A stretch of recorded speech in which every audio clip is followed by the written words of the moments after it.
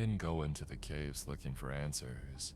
I went because a girl was missing, because they asked for volunteers, and because I thought danger was something loud and obvious. I was wrong. Down there, the darkness listens, remembers, and waits. I first heard about the search on my phone, half awake, scrolling through local alerts while the early morning light crept through my curtains. A 14-year-old girl named Ivy Calder had vanished near the old cave system outside town. She'd gone in alone, they said. No phone signal, no confirmed exit. The caves were technically mapped, technically safe, but everyone knew there were places tourists never reached. I'd visited once as a kid, just the lit paths, the friendly stone formations with guide names. Still, something about the announcement pulled at me. Maybe it was the picture of Ivy smiling stiffly for the camera, or maybe it was the thought of being lost underground where shouting doesn't mean anyone hears you. By noon, I'd signed my name on a volunteer list I barely remembered filling out. We met at the cave entrance just before midday, though the sky above us was already dull and overcast. There were 8 of us in total, split from a larger group that would fan out deeper inside.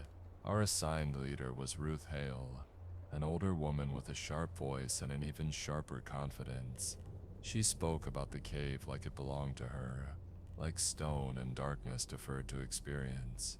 There were 2 guys around my age, Evan and Noah, clearly trying to keep things light with jokes that echoed awkwardly against the rock walls.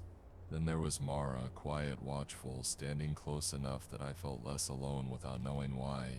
Helmets clicked, radios crackled, and just like that, the mouth of the cave swallowed us.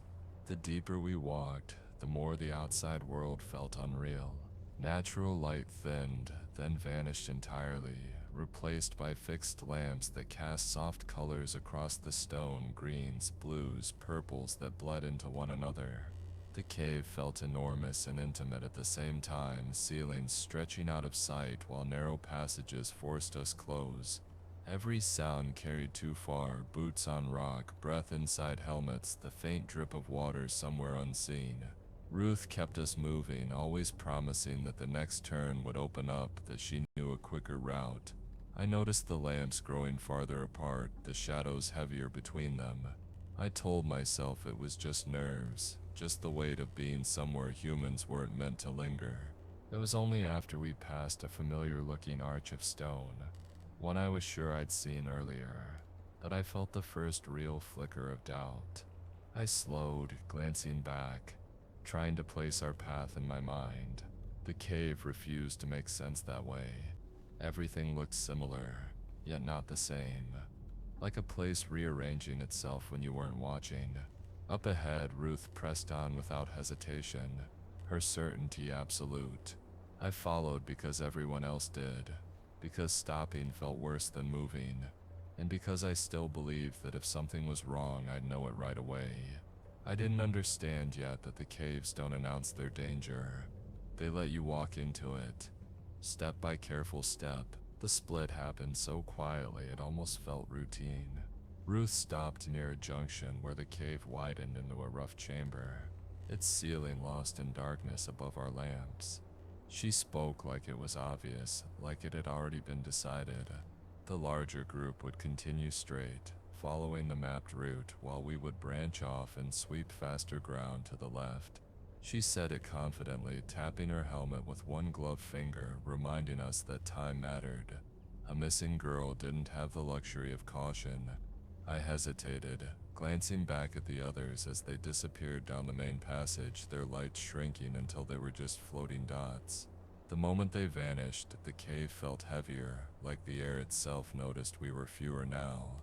Ruth didn't give us time to reconsider. She turned and walked, and the rest of us followed because no one wants to be the first person to say this feels wrong. As we moved deeper, I started noticing small things that didn't add up. Ruth spoke about landmarks we never reached and turns that didn't seem to exist. When I asked casually if we were looping back toward the main trail, she brushed it off, saying caves distort your sense of direction. The radios crackled when we tested them, voices breaking into static, then nothing. Evan laughed it off, tapping his earpiece like that would fix it, but the sound never fully came back. The lamps were fewer here, and the shadows between them stretched long and distorted. Rock formations caught my eye again and again, looking too much like shapes they shouldn't. An arm reaching, a hunched back, a face half formed in stone. Every time I stared too long, my stomach tightened, and I forced myself to look away. It was Evan who broke the tension, shoving Noah lightly as a joke while they walked side by side near a drop in the rock floor. It should have been harmless. It was meant to be. But Noah stumbled at the wrong moment, his boots slipping on damp stone, and suddenly the joke was a shout, then a scream.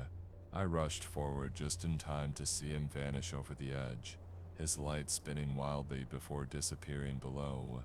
The sound of his body hitting something echoed up from the darkness, followed by a groan that made my knees go weak with relief. He was alive. Hurt, maybe, but alive.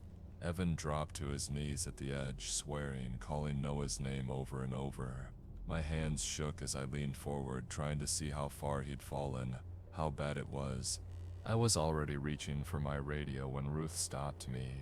She didn't even look down at Noah at first, just told us to calm down. That panicking wouldn't help anyone. When I insisted we should call the others, get ropes, get proper help, she snapped that there was no need. She said she knew a way around, a lower path that would bring us back up beside him. Her voice was sharp, final, and something in it made my skin crawl. Noah called up again, his voice strained but steady, trusting us to do the right thing. Ruth turned away from him, already moving down a narrow passage I hadn't noticed before. This way, she said, like it was settled. We followed because leaving felt unthinkable, and because at that point we still believed she knew where she was taking us. We reached Noah after what felt like far too long, following Ruth through a sloping passage that bent downward instead of up. The air grew colder, heavier, until the tunnel opened into a vast chamber that stole the breath from my lungs. At its center lay a pool of water so still it looked solid, like polished black glass poured into the stone. Noah stood on the far side, his helmet light trembling as he waved when he saw us. Relief hit me hard enough to make my eyes sting. Between us and him, the pool stretched wide, reflecting the ceiling so perfectly that it looked like the cave continued downward forever. Jagged stone formations appeared to rise from the depths, mirroring the stalactites above. For a moment, my brain refused to accept what I was seeing. It felt wrong, like staring into a hole that shouldn't exist. Every sound, our breathing, the drip of water somewhere unseen, seemed swallowed by the surface without a ripple. Ruth crouched at the edge and picked up a loose stone, tossing it into the pool without hesitation. I watched it fall, waiting for the splash, for proof of depth. Instead, the stone vanished mid-descent as if it had passed through the reflection and been erased. A shiver ran through me, cold and instinctive. Then the surface trembled, the illusion breaking as faint ripples spread outward. I realized slowly that there was no endless drop at all, just water so still it had fooled my eyes completely. It's shallow enough, Ruth said, though she hadn't tested it herself. Noah stared at the pool, then back at us, clearly unconvinced. We didn't have ropes, no way around, and the chamber walls rose sheer on either side. The only option was through. After a long pause, Noah took a breath and stepped in, gasping as the water swallowed his legs, then his waist, then his chest. As Noah swam, the water darkened around him, the broken reflection turning the pool into a shifting black mass.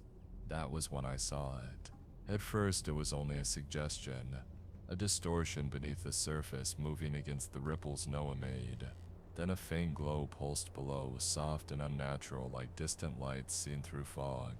My heart slammed against my ribs as the shape slid closer, too smooth, too deliberate to be imagined. I opened my mouth to shout, but fear locked my throat. Noah felt it before he saw it, his strokes growing frantic as he kicked harder, water splashing loudly in the dead air. The glow brightened and something long and dark passed beneath him. Close enough that the water lifted against his back. Panic tore through me. We screamed his name, reaching uselessly from the edge, helpless as the thing beneath the surface seemed to rise. Noah reached the far side just as hands broke the water behind him. Evan grabbed his arm, hauling him up with a strength born of terror, while Mara and I pulled at his shoulders. Noah collapsed onto the rock, coughing and shaking, water streaming from his clothes. The pool settled almost instantly, the glow fading, the surface returning to that impossible stillness, as if nothing had happened at all. We stood there, gasping, staring into the black mirror that now showed only our pale, frightened faces. Ruth stepped closer to the edge, her lamp angled downward, eyes wide, not with fear, but with something else.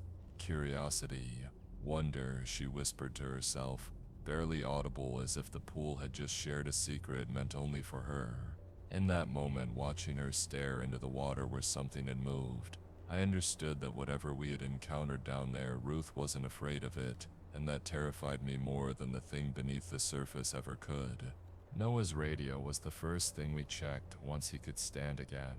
He unclipped it with shaking hands and pressed the button, but nothing happened. Water spilled from the speaker grill when he turned it upside down, and his face fell as he tried again. Harder this time, like force might bring it back to life. Evan swore under his breath and reached for his own radio, then froze. After a moment, he admitted he didn't have one. He said it casually, almost defensively, like it was a small oversight instead of a lifeline we were now missing. Mara tried hers next. Static crackled briefly, a warped echo of something almost like a voice, then silence. We stood there in a loose circle, the weight of it sinking in. No contact, no backup, just rock, water, and the dim lights ahead. Ruth watched us with thinly veiled impatience, as if the failure of our equipment was an inconvenience rather than a threat.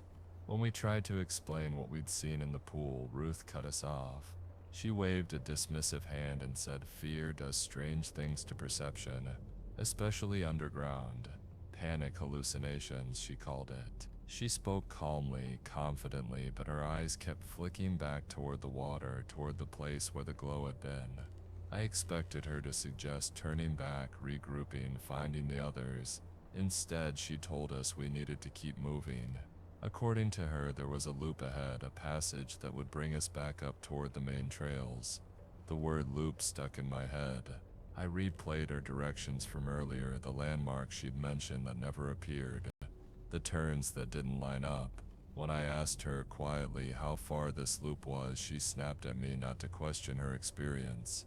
The others fell silent, but I felt something cold and sharp settle in my chest. Experience doesn't need to shout. The cold worsened as we went on, seeping through my clothes, through the soles of my boots, until it felt like it was coming from inside me. The lamps were spaced farther apart now, and between them the cave fell into total darkness. Not shadow, not dimness. Nothing at all. Each time we stepped out of a pool of light, it felt like stepping off the edge of the world. Our headlamps cut narrow tunnels through the black, but they couldn't touch the ceiling, couldn't show what lay beyond the reach of their beams. I noticed Ruth slowing, hesitating at turns, her confidence cracking in small, fleeting ways she tried to hide. She checked the walls too often, the floor too carefully. The thought came uninvited and unwelcome, but once it was there, I couldn't push it away. What if she wasn't leading us out? What if she was guessing? That was when we heard it. At first it was so faint, I thought it was my own breathing echoing back at me. A soft, dragging sound, like air being forced through something wet. We all stopped at once, listening. The noise came again, clearer this time, a low hiss that seemed to slide along the stone rather than through the air. Evan whispered my name, asking if I heard it too, and the fear in his voice answered for me. Ruth told us to keep moving. Her tone sharp, almost desperate now. But as we walked, the hiss followed, distant but steady, never getting closer, never fading away. It felt intentional, like something letting us know it was there. The darkness pressed in tighter between the lights, the cold biting deeper, and with every step I became more certain of one thing. Whatever Ruth had told us about these caves, whatever she claimed to know, it wasn't the truth, and we were following her anyway. The chase began without a clear starting point. One moment we were walking fast, tense but controlled, and the next Ruth was shouting for us to hurry as the hissing behind us grew louder, closer, no longer pretending to be distant. Our lights bounced wildly as we ran. shadows snapping across the walls like living things. The passage narrowed suddenly, forcing us into a low opening barely wide enough for shoulders. Ruth dropped to her knees and scrambled forward, shouting that it was the only way. Cold water soaked my hands as I followed, mud sucking at my boots, the rock pressing close on all sides. Behind us, something scraped against stone, slow and deliberate, not rushing, as if it knew we had nowhere else to go. Panic made the tunnel feel tighter than it was. Every breath sounded too loud. Every movement felt like it might get me stuck forever. We crawled blindly, single file, until the tunnel sloped sharply downward. The people ahead of us, Ruth, Evan, Noah, vanished around a bend, their lights swallowed by the earth. I tried to call out, but my voice came back thin and distorted. Mura was right behind me. I could feel her boot brushing my heel. Then my light flickered. Once, twice, and then it went out completely. I yelped as the ground dropped away beneath me, slick with water, my body sliding uncontrollably. I lost my grip and tumbled forward, the tunnel spitting me out into open space. I hit cold water hard, knocking the air from my lungs, and for a terrifying second I thought I was sinking into another endless pool. When I surfaced, gasping, the darkness felt absolute until I noticed the glow. It came from the far side of the basin, soft and pulsing, washing the stone in deep reds and cool blues. I dragged myself onto a low ledge, staring as clusters of crystalline growths emerged from the rock like frozen flames. They were beautiful in a way that made my chest ache, their light steady and warm against the cave's cold. As I stood there, dripping and shaking, a whisper brushed the edge of my thoughts. Not sound exactly, but intention. It told me I was safe, that I could take one, that something so beautiful shouldn't be left buried and unseen. My hand moved without permission, fingers stretching toward the nearest crystal. For a moment, everything else, the chase, the darkness, the fear, fell away. There was only the glow and the promise it seemed to make. Mara's voice cut through the haze like a blade. She had slid down after me, landing hard in the water, her light still working, its beam shaking as she swept it across the crystals. She told me to step back, her voice urgent, frightened in a way I hadn't heard before. She said they were wrong, that the air around them felt heavy, like the cave itself was holding its breath. The whisper vanished the moment she spoke, leaving a hollow silence behind it. I pulled my hand away, suddenly ashamed, suddenly afraid of what I'd almost done. Mara grabbed my arm and didn't let go, steering me away from the glow, back toward a narrow passage leading out of the basin. As we crawled away, the crystal's light faded behind us, swallowed by darkness, but the feeling they left behind clung to me, an echo of temptation that made me wonder how many others had listened when the cave whispered their names. We found Ivy curled against the rock in a shallow alcove just beyond the tunnel, so small and still that at first I thought she was part of the stone itself. Mara spotted her first and let out a sharp breath that turned into a sob halfway through. Ivy looked up when we approached, her eyes wide and unfocused, her face smeared with dirt and dried tears. When I said her name, she flinched, like she wasn't sure she was really hearing it. It took a long moment before she nodded, before her shoulders shook and she started to cry in earnest. I knelt beside her, careful not to startle her, and wrapped my arms around her thin frame. She was cold to the touch, trembling but alive. The relief was so intense it hurt, like my chest might crack open from it. Once she'd calmed enough to speak, Ivy told us how she'd gotten lost. She said she'd followed the lights at first, the fixed lamps, but then she started seeing others deeper in the cave. Softer lights, warmer. They moved when she moved, like they were guiding her. She said they wanted her to follow, and when she did, she felt calm, even happy, like she was being led somewhere important. When her phone died and the lights vanished, she panicked and ran, only to end up deeper than before. She talked about sleeping and waking without knowing how much time had passed, about dreams where the cave spoke to her in a voice that felt older than words. Sometimes, she said, she'd wake up convinced she wasn't alone, that something was watching her from the dark but choosing not to come closer. When Mara asked what she meant, Ivy hesitated, then told us the thing in the cave asked her questions. Not out loud, not exactly, but in the same way the crystals had whispered to me. It asked if she was lonely, if she wanted to leave, if she understood what it meant to stay. She said it never touched her, never hurt her, just waited and watched like it was deciding something. Her words sent a chill through me that had nothing to do with the cold. Whatever we were dealing with down there wasn't mindless. It wasn't just hunting. It was thinking. We helped Ivy to her feet, supporting her between us, and that was when we realized the others were already there. Evan and Noah emerged from the shadows ahead, faces pale with relief and fear tangled together. Ruth was nowhere to be seen. They asked about her, all at once, voices overlapping, but no one had answers. Evan said she'd gone ahead, insisting she could find a quicker route out, and then she'd vanished around a bend. No shouting had brought her back. No radio calls, just silence. Ivy clutched my sleeve when the hissing echoed again, louder now, closer, and I didn't need to look at the others to know what they were thinking. Whatever Ruth had believed she was doing, she'd gone alone into the dark. The relief of finding Ivy was already being smothered by dread, but we didn't have the luxury of stopping to mourn or search. We were carrying a living girl out of a place that didn't want to let us go. There was no discussion, no debate. We turned away from the shadows and started moving as fast as Ivy could manage. This time no one argued. This time escape was the only goal that mattered. The passage widened without warning, spilling us into a chamber so vast it made me forget to breathe. Our lights barely touched the ceiling, revealing only fragments of immense stone arches curving overhead like the ribs of something ancient and buried. The walls were covered in paintings, dozens of them, maybe hundreds, etched and stained into the rock itself. They weren't crude marks or simple symbols, they were scenes. Figures of people bent and reaching, surrounding massive shapes that blended almost seamlessly into the stone around them. The creatures in the paintings had no eyes, only smooth, featureless faces and mouths stretched impossibly wide. Some images showed humans holding out clusters of red and blue crystals, their heads bowed in what looked like reverence. Others were worse. People half consumed by the cave walls, their bodies dissolving into stone as if the earth itself was swallowing them whole.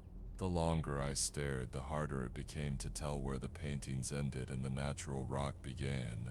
At the center of the chamber stood a tall stone pillar, rough and uneven, rising from a ring of perfectly still water. The pool reflected the pillar just like the black mirror we'd seen before, doubling its height and making it look endless. Beneath the surface, embedded in the stone, faint points of red and blue light pulsed slowly like a heartbeat. The crystals. They were everywhere here, woven into the chamber's heart. Their glow was stronger than before, bright enough that we could see without relying entirely on our lamps. Ivy whimpered softly beside me, pressing closer as if the paintings were watching her. I felt it too, a sense of being observed, measured by something that had been here long before any of us and would remain long after. The radio crackled suddenly, so loud and sharp that we all jumped. I fumbled for it, my hands slick with sweat, and brought it close to my ear. Ruth's voice burst through in a rush of static and terror. She was screaming, words tumbling over each other too fast to understand, begging someone, anyone, not to leave her. There was a wet, choking sound beneath her voice, and then she cried out once more, cut off mid-sentence as the signal dissolved into shrill noise and went dead. Ivy sobbed, burying her face against Mara's arm. Evan swore loudly, pacing in a tight circle while Noah stared at the pillar like he was afraid to look away. The silence that followed felt heavier than the screaming, thick with the knowledge that whatever had happened to Ruth was happening very close to us. The ground shuddered beneath our feet. At first it was subtle, like the vibration of distant machinery, but it grew stronger with each passing second. Dust rained down from the ceiling, and tiny ripples spread across the ring of water around the pillar. The crystals flared brighter, their light pulsing faster, and for a horrifying moment I thought the paintings were moving. The stone creatures seemed to peel themselves from the walls, their forms shifting as shadows slid across them. The cave groaned, a deep, resonant sound that vibrated through my bones. Ivy cried out, asking what was happening, but none of us had an answer. All I knew was that this chamber wasn't just a place. It was a record, a warning. Whatever lived in these caves had been here since before history, feeding on curiosity, on greed, on the simple human urge to reach for something beautiful and forbidden. Another tremor hit, knocking us off balance. The water around the pillar sloshed violently now, the reflections shattering into chaos. Instinct screamed at me to run, to get Ivy out of there before the cave decided we belonged to it too. I grabbed her hand, shouting for the others to move, and together we turned away from the paintings, from the glowing heart of the chamber, and fled into the darkness beyond. Behind us, the rumble deepened, and I couldn't shake the feeling that we were being allowed to leave, not because we'd escaped, but because something had finished waking up. The moment we turned to run, the chamber came alive behind us. I didn't need to look back to know something was wrong, but I did anyway, and the sight still haunts me. The paintings were moving, not like tricks of light or shadows shifting. Moving. The eyeless creatures painted into the walls were pulling themselves free, stone cracking and splitting as massive shapes peeled away from the rock. Limbs unfolded where there had only been carvings seconds before. Bodies slid down from the ceiling in slow, terrible spirals, shedding dust and fragments as they emerged. The cave wasn't just decorated with images of monsters. It had been hiding them. My mind struggled to catch up as the truth hit all at once. There had never been one creature stalking us in the dark. There were many blended so perfectly into their surroundings that we'd been walking through them the entire time. Evan shouted something behind me, his voice sharp with desperation. And when I turned, I saw him reaching for the water around the pillar. The crystals beneath the surface were blazing now, red and blue light flaring like exposed nerves. He kept saying they were right there, that they were worth it, that one was all he needed. Noah tackled him from the side, knocking his hand away just as the water surged upward. The reaction was instant and violent. A deafening hiss tore through the chamber as several of the creatures twisted toward us at once, their attention snapping to Evan like predators locking onto wounded prey. The ground buckled, stone splitting open as a massive shape slammed down where he'd been standing moments before. Noah dragged Evan to his feet, screaming at him to run, and this time Evan didn't argue. We fled as the chamber collapsed around us. Tunnels that had been solid moments ago cracked and caved in, showers of rock forcing us to change direction again and again. The creatures moved with terrifying ease, flowing through walls and ceilings, their bodies part stone, part something else entirely. The hissing rose into a chorus, echoing from every direction, so loud it drowned out our own screams. Ivy stumbled, crying out, and I caught her just before she fell, hauling her forward with everything I had left. I could feel the vibrations of their movement through the soles of my boots, the cave itself trembling as if in pain or hunger. Somewhere behind us, a familiar voice cried out once more, faint and broken, and then cut off abruptly. We didn't need to say her name. We all knew Ruth was gone. The passage ahead narrowed sharply, forcing us through just as a massive limb smashed down behind us, sealing off the chamber in a roar of collapsing stone. Dust choked the air, burning my lungs, but the hissing faded slightly, muffled by the cave-in. We didn't stop. We couldn't. Every corner felt like a gamble, every shadow a potential end. Evan sobbed openly now, the bravado gone, clinging to Noah like a lifeline. Mara kept urging us forward, her voice hoarse but steady, counting steps, calling out drops and turns like she could impose order on the chaos. Ivy stayed silent, eyes wide, as if she'd already known this was how it would be. As if the cave had shown her the ending long before we ever found her. We burst into a wider passage at last, stumbling and falling in a heap, lungs screaming for air. For a moment there was only the sound of our breathing and the distant rumble of shifting stone. No hissing followed, no movement, just silence. I pressed my forehead to the cold rock, shaking and trying to process what we'd just seen. The truth was undeniable now. The caves weren't haunted by a monster. They were inhabited by something ancient and many, something that wore stone-like skin and punished those who reached for what didn't belong to them. Ruth's confidence, her lies, her certainty, it all felt small and meaningless in the face of that realization. We got back to our feet, bruised and terrified, and moved on without looking back. Some truths don't need to be witnessed twice to be believed.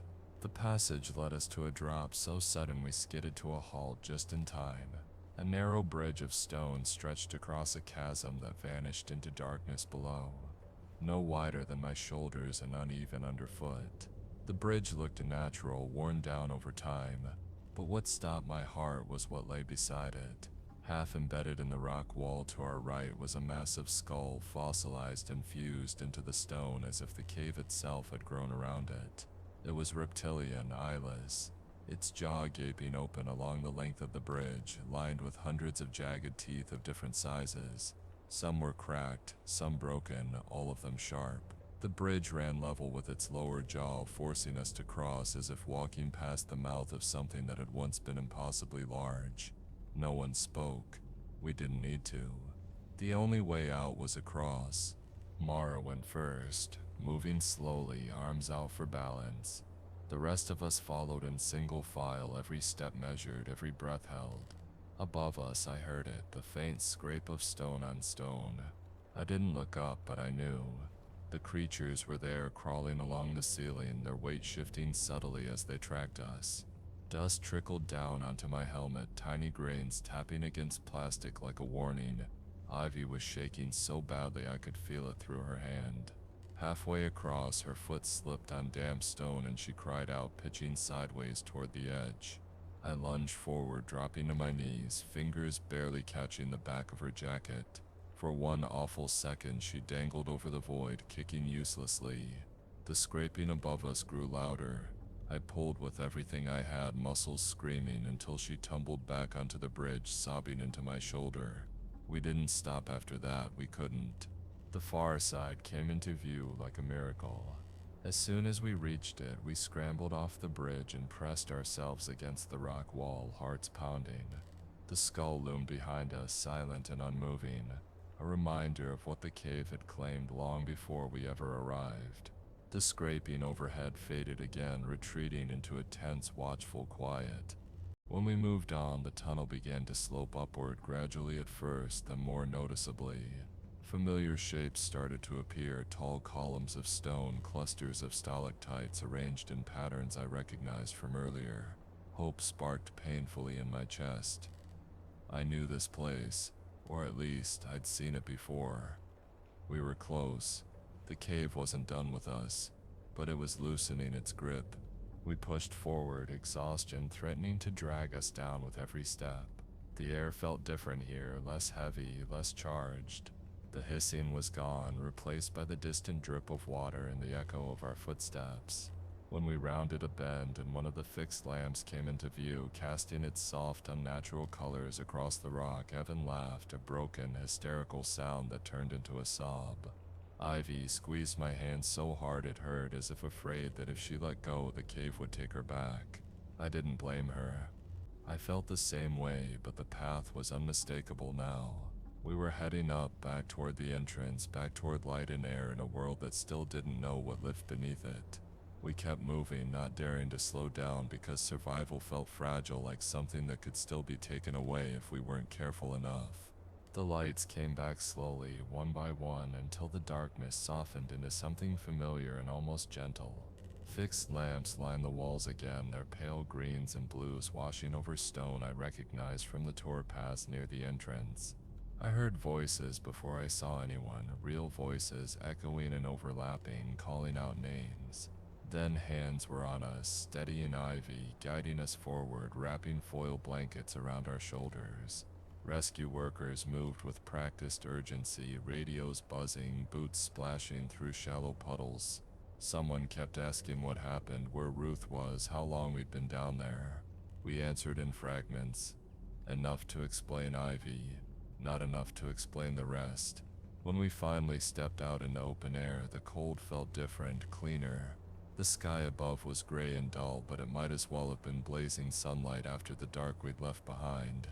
They listened to us. All of us. Our talk of creatures in the walls, of glowing crystals and living stone.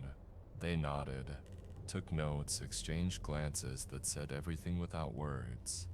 Exhaustion blurred my thoughts, but even then I knew they didn't believe us. Not really.